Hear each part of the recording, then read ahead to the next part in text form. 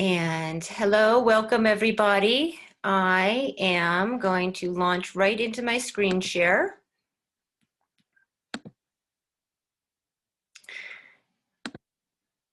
And there we go. Hello, thank you all for joining me today. If we have not met, my name is Dr. Lauren Pilgrim. No pill makes you grin, like Dr. Pilgrim. I am a naturopathic physician dedicated to educating and motivating others to achieve optimal health. I offer a unique perspective to general medicine and difficult to diagnose cases, which means that I really specialize in gut health and mental health, which are directly related. I chose this topic for today because as we draw closer to Thanksgiving in this strange era of physical distancing, yet trying to stay socially connected, it is important to remember that we actually are not all in this together. Many of us have been left stranded, frozen, and incapable or not knowing how to move forward from here. Many of us have grown, flourished, and thrived with the new restrictions set in place temporarily. And of course, the majority of us who had regular Joe office jobs, who were able to transition easily into working from home, contrasted with an equal majority of people who lost their jobs due to the service industry or other industries completely shutting down for several months. So while we all do have to feel our way through this pandemic, we are most certainly not all having the same experience. For this reason, I think it is an important reminder that we have to stop and take a moment to reflect what someone else might be experiencing and that it might be drastically different from our own experience. Therefore, I opted to discuss empathy today because it involves both the cognitive and emotional responses, but more importantly, it helps us gain ground towards peace and understanding. Today, I am here as a facilitator, but above all, a wellness support system to assist you in any way I can. I hope to help you identify, execute, and achieve your goals. I am motivated to help you improve all facets of your life by cultivating better empathy.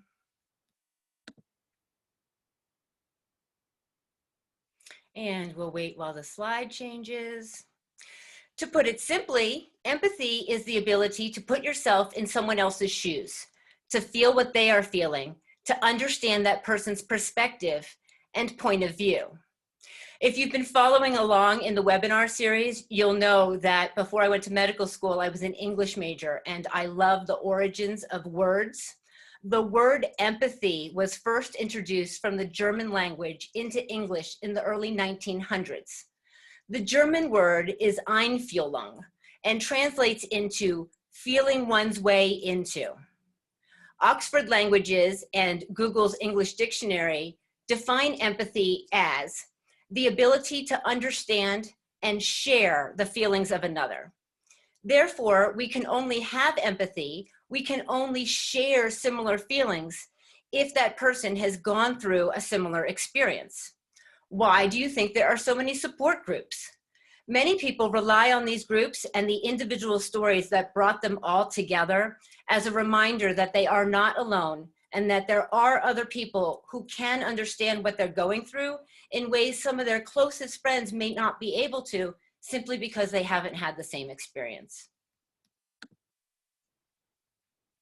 Aside from the linguistics history and our awareness of it, empathy appears to be deeply rooted in our brains and evolutionary history. It is believed that we developed the capacity for empathy as a survival mode. First, to be sensitive to the needs of offspring to continue the species. And second, since the beginning of time, survival has been dependent upon the cooperation of healthy, capable individuals. Darwin is famous for his survival of the fittest theory, but he knew that it had its weaknesses. And he argued strongly in his sympathy hypothesis that those communities which included the greatest number of the most sympathetic members would flourish best and rear the greatest number of offspring. Therefore, caring for others is just another form of fulfilling self-interest.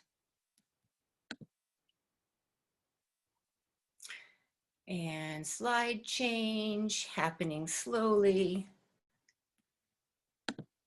or not at all.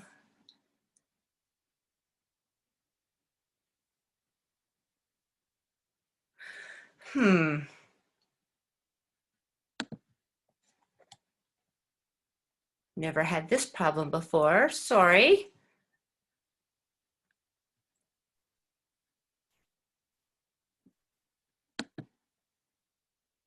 Okay. So empathy is most certainly not just purely a human experience. Pet parents and nature lovers will undoubtedly agree that their furry family members and animals of all kinds do show tendency towards an array of emotions in addition to emotional empathy. Research has revealed over the last several decades increasing evidence of empathy in other species. During a study on human development, it was unintentionally discovered that pets would react to a distressed owner. Research psychologists went into the homes of families, instructing people to pretend to sob, cry, choke, in order to understand how young children would respond emotionally. In the process, it was discovered that pets were just as worried as the children, hovering nearby and putting their heads in their owners' laps. Another study involving rhesus monkeys reported that the monkeys refused to pull a chain that delivered food to themselves if doing so gave an electric shock to a companion. Primates were literally starving themselves in order to avoid electrocuting another animal. Psychologists have defined 3 distinct types of empathy: cognitive, emotional, and compassionate empathy. With cognitive empathy, it can also be referred to as a perspective taking, because it's the ability to see someone else's perspective by putting yourself into someone else's place. Therefore, cognitive empathy is done through thought and not feeling. Emotional empathy, on the other hand, is the form most people are familiar with. And this is the ability, quite literally, to feel another person's emotions. Emotional empathy allows us to understand and relate to others' emotions and is typical among caring professionals such as nurses and caregivers.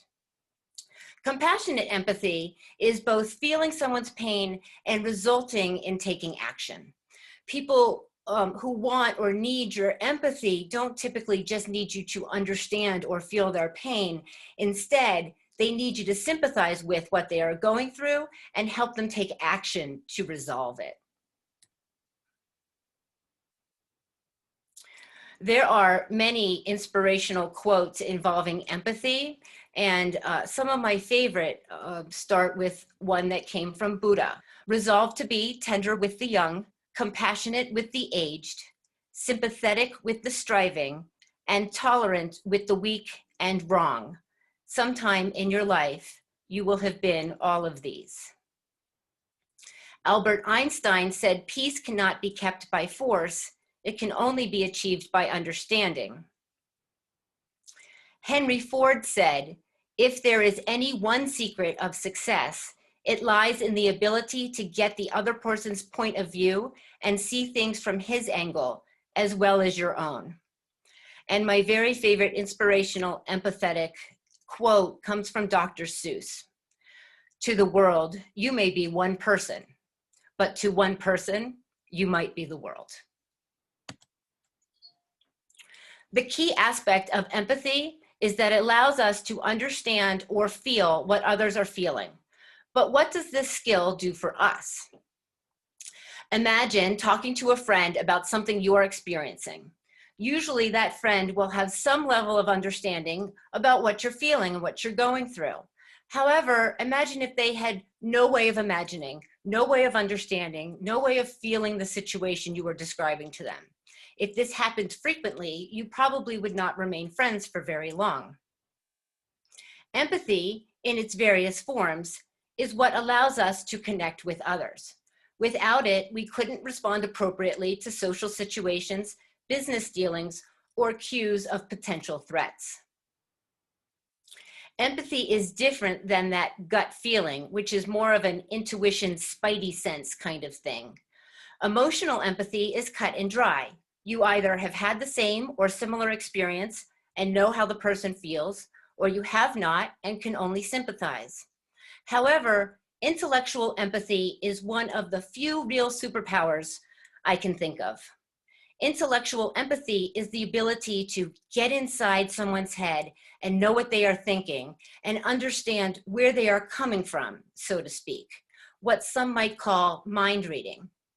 Intellectually empathetic people know what cues to pay attention to and can use those cues to predict the future, or at least what their opponent's next few moves are going to be. This skill of deductive reasoning can be taught. The basic questions that you need to ask yourself are, what does this person think? How does this person feel? And what is this person likely to do next? Let's talk a moment about empathy and children. Bullying issues have increased over the years and can be linked to a lack of empathy. This lack of empathy is not necessarily the child's fault. The environments we are brought up in, at home and in the classroom, can either provide an environment that condemns diversity or supports it. There's an article in Psychology Today written by a PhD woman, mother, doctor. And in the article, she writes, let's imagine a scenario in a high school deserted hallway after school. Mean Steve is towering in a menacing way over spindly Tyler, who is backed up against the lockers. As a parent, which one would you want your child to be? She says neither are ideal, but given just these two choices, she thinks most of us would choose to have our child be the bully. It's not a pretty picture, but our society still values overt acts of power, she says. She goes on to say, most people would say that it's the bully who needs to be taught empathy in that high school hallway. It won't help the situation if Tyler can feel the emotions of Steve here. But if we shift our focus and realize that empathy is simply a skill that allows you to predict behavior, then perhaps intellectual empathy would be most useful to the bullied. When children experience they are not important, not heard, not understood, and not accepted for who they truly are, they become disconnected and learn the opposite of empathy. Bullies are often victims, and they try to make others feel small and insignificant as they themselves have been made to feel. Children learn empathy through sharing feelings with others and understanding others' perspectives and experiences of the world. The PhD mother doctor also writes, research shows that empathetic people will be more successful at navigating social situations. The intellectual empathy allows them to understand a bully better and gives them a sense of control over the situation. They will have better interpersonal relationships. They will stay married. They will end up being better bosses, more effective leaders. They will make better life decisions because the future doesn't blow their minds because they practice asking what's going to happen next. Lucky for us, intellectual empathy is a simple, rational thought process. And unlike emotional empathy, it is a deductive reasoning power that can be taught.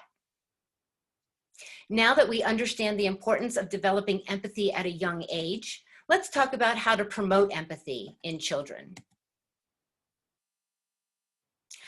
I'm probably going to be showing my age here, but I was raised on show tunes and Broadway hits, from Julie Andrews and The Sound of Music to Rodgers and Hammerstein for South Pacific. And immediately when putting this webinar together, I thought of the lyrics to "You Have to Be Carefully Taught." The song is preceded by a line in the play saying racism is not born in you, it happens after you're born. And the song candidly explores the issue of racial prejudice during the World War II timeframe. So just as groups like the KKK and ISIS and other malevolent groups teach children to hate all the people their relatives hate, which would be a line from the song, we have to instill in our children a good sense of self-esteem, capability, and empathy in order to keep teens and adults alike from turning to the dark side, so to speak. So creating an inclusive environment is key to helping children develop empathy. We can help through several techniques. Modeling how to value feelings by showing empathy towards children and others. Children learn by modeling our behavior. If they see us acting empathetic towards others and feel us being empathetic towards them, they can mimic this behavior. Children sometimes need help identifying and expressing what they are feeling, so we of course help them label those emotions. Connecting feelings to behaviors is vital so that children can understand cause and effect. This can be done through stories, through play acting, through asking questions, and connecting those scenarios back to the children's own experiences. Engaging children in activities that require working together will encourage children to be empathetic and understanding others.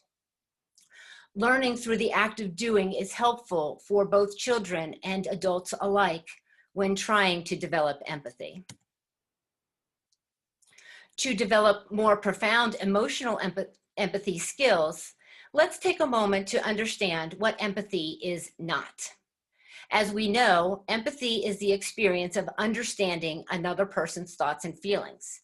This can often be confused with sympathy or compassion. Sympathy is the feeling of care and concern accompanied by a wish to see them better, but it does not involve a shared perspective.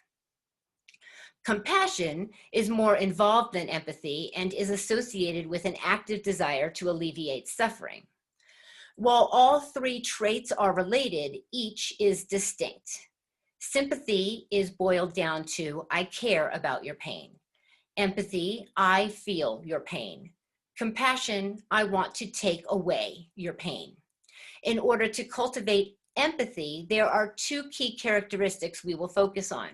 That would be active listening and self-awareness.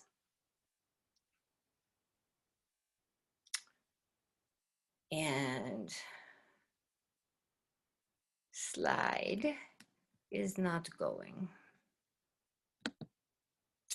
Okay, active listening is a communication technique requiring full concentration, understanding, and response from the listener. Strategies we will be discussing for cultivating empathy through the next few slides include practicing non-judgment, asking the right questions, cues and using body language, validating emotions, finding comfort in silence, and paraphrasing. Creating an environment that is free of judgment is the first step to actively listening and understanding a person's situation. Judgment creates a barrier and prevents connection. Simple techniques for being less judgmental include awareness, understanding, and acceptance. We need awareness to observe and identify thoughts. Once we are aware of our thoughts, we can identify when our thoughts are judgmental and take actions to try to stop such things. When we catch ourselves being judgmental, we can redirect our thoughts to try to be more understanding and imagine what someone else has gone through. Once we have an understanding of what someone else has been through, we can begin to accept people without trying to change them. After all, the only thing we truly have control over in this world is our own abilities. The next step in cultivating empathy through active listening is to ask questions without appearing to be judgmental. Asking someone why can come across as judgmental and make them feel defensive. When trying to put someone at ease, why questions can gently be rephrased as what, how, when, or where questions. For example, instead of asking, why don't you go see a doctor? The question can be gently phrased as, have you thought about seeing a doctor? Communication is less about what is being said and way more about how it is being said. The intricacies of body language could easily be a webinar topic all on its own, so we will just hit the highlights here. Reading body language is an essential aspect of empathy. Gestures such as eye contact are useful for letting others know you are listening and engaged with what they are sharing. Body language makes up nearly 50% of communication. Because body language is usually a subconscious reaction, it tells us more about what a person is saying than the actual words coming out of the mouth, making body language the more reliable indicator of what other people are really thinking and feeling, despite what they might be saying. Not only can you use body language to convey your empathy, but you can also read body language to know how and when to be empathetic. We all seek validation, but emotional validation is particularly important when it comes to expressing empathy. Acknowledging a person's emotions lets them know that their thoughts and feelings are real. Start by listening and responding in simple terms. For example, say things like okay, and I see to convey that you are hearing what someone is telling you. It's essential to put aside your own discomfort when someone you care about is opening up and sharing something that may be difficult or unpleasant. Focus entirely on being there for them with gentle physical contact, such as hand-holding and back rubbing, maintaining eye contact, or simply telling them, I'm here. You can help validate what someone is feeling by saying something like, I imagine you're feeling pretty hurt. And you can normalize their reaction by saying something like, I think most people in that situation would feel similarly or the same way. What you don't want to do is hijack their story. What I mean is that many people feel the need to tell a story about themselves to illustrate that they really do understand. But all that does is take the attention away from the person trying to be heard and understood and leaves them feeling as if you are not there for them after all. All you have to do is say that you have had a similar experience and let them keep talking. If they ask you to expound on your statement, then you may tell your story. Finding comfort in silence. Silence can be uncomfortable, but it is a valuable tool that can be used in cultivating empathy. Silence can create space for the person to think when in a situation that is difficult to talk. Silence is also the best policy when experiencing awkward tension. Silence will help you avoid filling the space with distractions or making off-topic remarks, and may even help prevent you from saying something you may regret later. Paraphrasing is a great way to let someone know you are following along with what they are saying. Restate their emotions or ask clarifying questions to signal you are listening.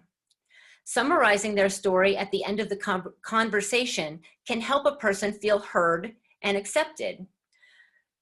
Try this, for example. So what I'm hearing is that you felt blank because blank happened.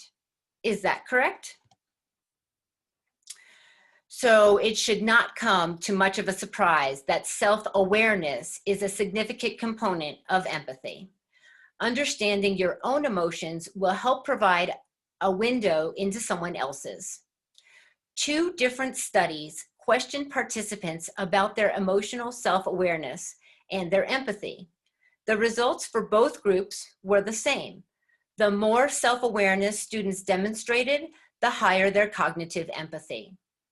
According to one of the researchers, emotional clarity and cognitive empathy may be associated because both are constructs involving identifying and describing emotional experiences of oneself for emotional clarity and of others for cognitive empathy.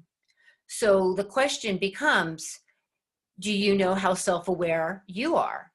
Let's take a look at a few methods for improving self-awareness to help you cultivate empathy.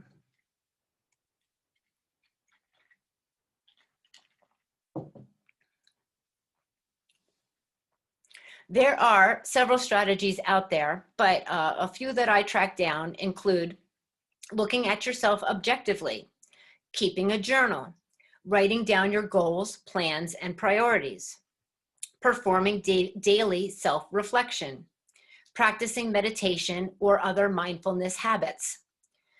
Taking personality or psychometric tests will give you an insight into how you learn, how you react, what are your core values. You can also ask trusted friends to describe you to yourself. And then you can reflect on whether you agree with that or not. And certainly you could ask for feedback at work, or you could do none of those things. Common pitfalls to avoid when you're trying to practice your empathy. You should try to avoid correcting someone's thoughts and avoid phrases like, "That's not worth getting angry about." This can come across as negating their feelings. Avoid providing unsolicited advice. Most of the time, people are just looking to be heard. Listen carefully to what is being said before offering that advice. If you're unsure, it's okay to ask if they're looking for your opinion or just needing to vent. Try to avoid making comparisons when trying to validate someone's feelings. You can't always offer validation in the form of personal experience because you may not have had the experience that that person is going through. However, you can still provide validation by acknowledging what you are hearing.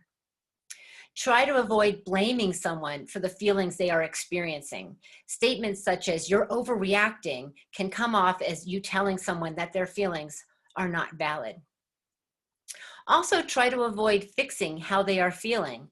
Wanting a loved one to stop hurting is normal, but not allowing them the process of their emotions won't help them feel any better. Okay, so I know that we just went over a ton of information. The main point to take away is empathy is more than sympathy. It involves feeling what someone else is experiencing. You can cultivate more profound empathy skills through active listening and improving your awareness. Empathy is something children can learn through participating in exclusive environments, gaining acceptance and appreciation of diversity, and experiencing empathy from loved ones. So as always, there are references that went into making this webinar, and I always like to make those available. So if you're watching live and can screenshot, go ahead. If you want these, okay, there's the top. And there's the bottom. Okay, and so for those of you who are watching the video, you can pause and grab these. Okay, so thank you everybody for joining us today again. I'm so happy you took time out of your busy schedules to join me today. As always, I will post the videos and share the links, and they can always be found on our website. The website is thecenterofbalanceclinic.com. If you need to email us any questions, our email is info@thecenterofbalanceclinic.com. Our office phone number is 928-203-4200. Our next webinar is in 2 weeks, and I hope that you join me live for that event as well. Thank you again for everybody.